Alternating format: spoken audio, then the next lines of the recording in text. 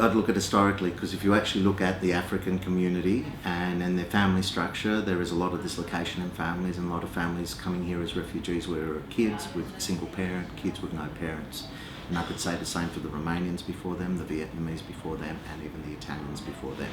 The reality is criminality is not linked to their ethnicity, but it's linked to disadvantage. So what tends to happen, where you don't have the modifying or the controlling factor of a tight family structure, which actually acts as a protective mechanism, you actually have people who are potentially exploitable.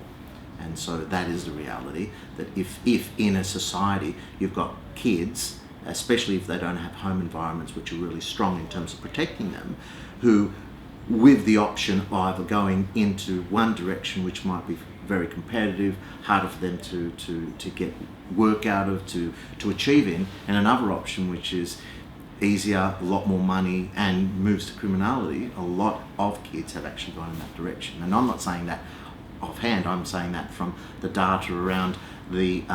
unattached minors who came through the Vietnamese refugee migration, the Romanian community migration after Ceausescu, and the number of young males unattached to families. Most recently, these larger African families with a number of kids and far less potential to control that number in terms of parents. So I am fundamentally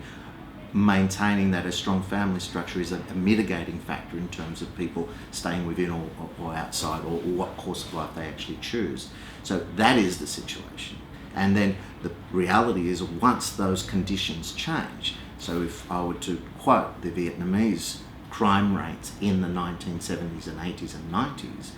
right now in the Vietnamese community the crime rate is almost negligible, because the reality is that those